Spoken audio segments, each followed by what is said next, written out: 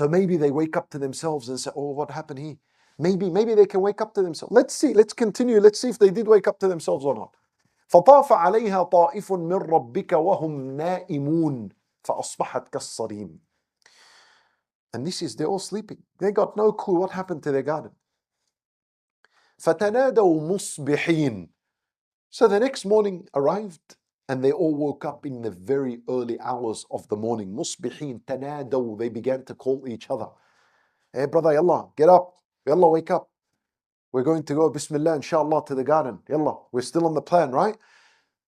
فَتَنَادَوْا مُصْبِحِينَ. But what did they call one another? What did they say? أَنِ اغْدُوا عَلَى حَرْثِكُمْ إِن كُنْتُمْ صَارِمِينَ. أَنِ اغْدُوا, al-ghudu. Let's go out early morning at Fajr time. Yalla. عَلَى حَرْثِكُمْ. Let's go to our harvest. Let's go to our garden. إِن كُنْتُمْ صَارِمِينَ. If you people want to go and collect and pick the fruits, yalla, we got to go now. All right. They all got up. They dressed. They're ready. Allah said, فَانْطَلَقُوا. They set out of their homes in the early hours of the morning. وَهُمْ يَتَخَافَتُونَ. And as they are walking to their garden, they did those silently, secretly, and they began to whisper to one another. يَتَخَافَتُونَ. From the word khafi. And khafi means something hidden. So they began to whisper. What did they whisper to one another? أَلَّا يَدْخُلَنَّهَا الْيَوْمَ عَلَيْكُمْ مِسْكِينٌ. They said to each other, make sure, not a single poor person enters the garden with us today. This is what they are. Secretly whispering to one another. And you know, when someone whispers to someone's ear, most likely he's whispering something that's evil, a crime. The criminal doesn't speak out loud. The one who intends a sin doesn't speak out loud. He puts someone to the side, listen. When he leaves, we'll do 1, 2, 3. When you whisper, you're most likely speaking something evil. You're most likely backbiting someone. You're doing something bad. So this is what they're doing. But you know what's beautiful? They are whispering. So in other words, in their mind, no one heard us except us three. Allah Azza wa Jal from above 7 heavens heard them. And He recorded the story in the Quran and told us exactly what they were whispering. And look at the stinginess and greed in their heart that they said not a single miskin will enter. They did not say, أَلَّا يَدْخُلَنَّهَا الْيَوْمَ عَلَيْكُمْ مَسَاكِينَ. Don't allow the poor people to enter. They said not a single poor person is going to enter. Why just one? Just one, I don't want to see in sight. What type of stinginess is this? What type of greed is this? We ask Allah Azza wa Jal to save us. Let's see what happens. وَغَدَوْا عَلَى حَرْدٍ قَادِرِينَ. Yalla, they set off على حرد. They set off to their garden while in a state of hard. قَادِرِينَ, thinking that they are able to execute whatever plan they want. Now what is interesting is the word hard.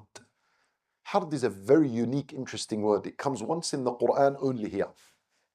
And it tells us a lot about the attitude they carried in their heart when they left the home going towards the garden. Hard, my brothers in Islam, it means something to be hard. So they say like al-harid. Al-harid is fish jerky. You know fish jerky? It's like fresh fish that has been dried up and it becomes like in squares, boxes, shapes. And it's very tough. It's like beef jerky. That's hard, means something that's hard. Also hard, they say haradatil ibil, meaning the cow, its udder has dried up. There's no more milk. So if you come and squeeze the teats of the camel, there's no milk. That's hard. So far hard means something tough, hard, strong. It also means something that is dry. And it also means anger, resentment, hate. So ala hardin, telling us that when they left the house, and their heart was dry from mercy and compassion. There's no mercy, there's no compassion for the poor, for the needy. And they came out with anger in their heart, frustration, and they had this really tough heart towards the masakin. And you know the language structure of the ayah, when Allah said وَغَدَوْا عَلَى حَرْدٍ قَادِرِينَ, the language structure of the ayah suggests that the only reason they came out of their house was hatred against the poor, the needy, and so that they can execute their stinginess and evil and greed the way they want. The language of the ayah suggests that they only left their house because of that. Yani, you know, so when you go, for example, to work, when you go to the shops, you go because you have a genuine need from there. But you want to go to buy something to come. And they didn't leave their house to the garden because they had a genuine need. They need to top up the provisions at home, the fruits and the vegetables. No, the ayah is suggesting they already had. But they're going out just so that they can deny the masakeen and the poor access. They went out just to feel how greed and stinginess looks like. That's horrible. That's why the heart was tough. وغدوا على حرد قادرين فلما رأوها. They walked.